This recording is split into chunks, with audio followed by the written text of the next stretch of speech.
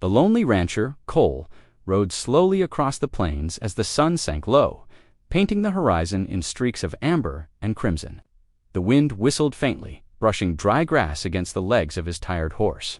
Suddenly, he pulled the reins, tight, staring ahead. Against the dark silhouette of an old oak, a figure swayed slightly.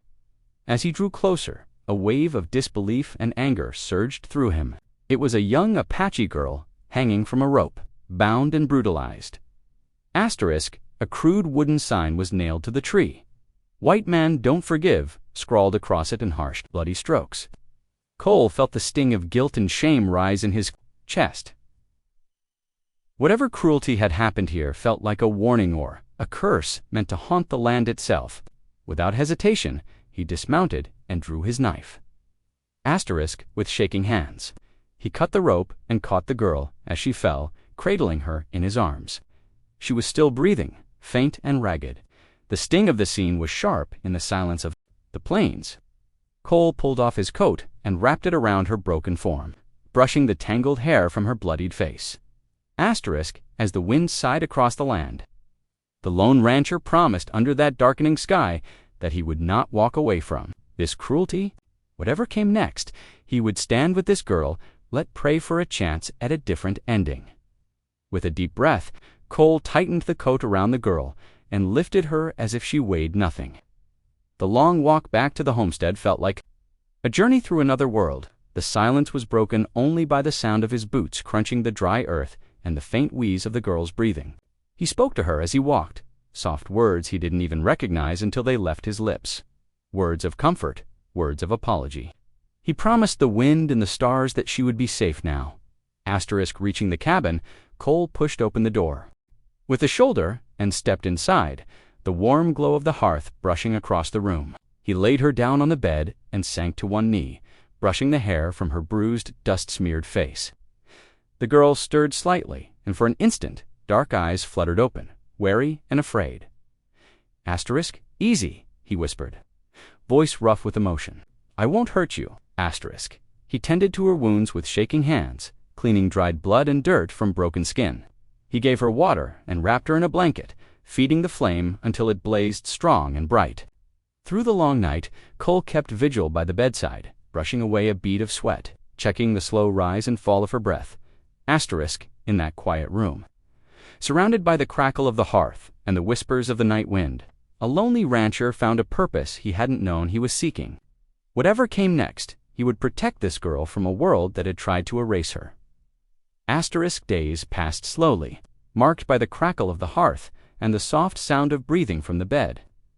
The girl Apache began to stir more often, rising from the depth of her silence like a shadow growing in the morning light.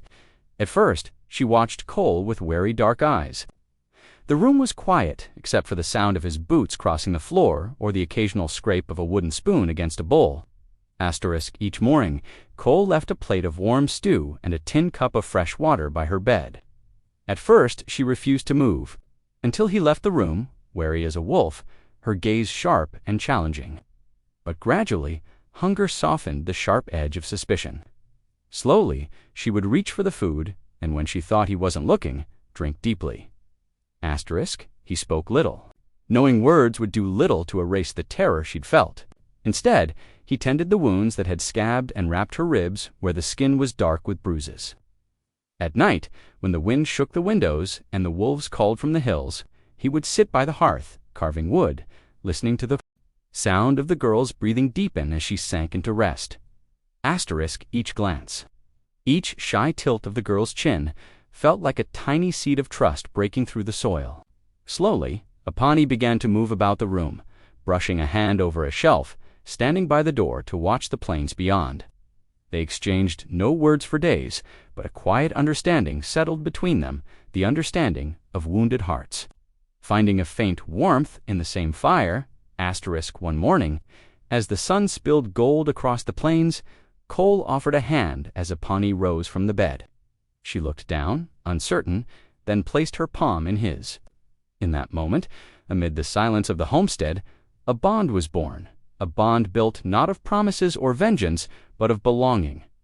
Absolutely, Here's a faint mist rose from the plains as dawn embraced the land.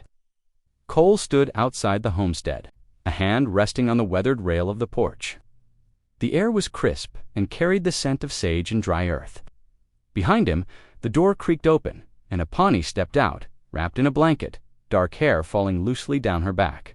The wounds on her skin had begun to fade, replaced by strength in the way she held herself. For a long moment, neither spoke. They watched the horizon together, a line where earth met sky, a reminder that the world was larger than cruelty and pain.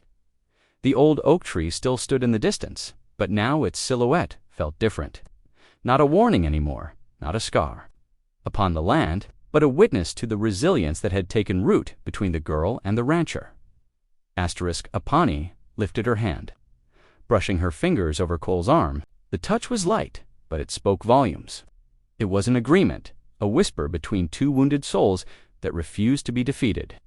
Cole glanced down, met her gaze, and offered a faint, weathered smile.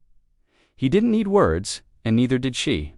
As the morning sun spilled its warmth across the plains, the lonely rancher and the Apache girl stood side by side, choosing to walk a new path, one shaped by mercy, belonging, and the quiet promise that no matter how dark the night, a brighter dawn would always rise. Together,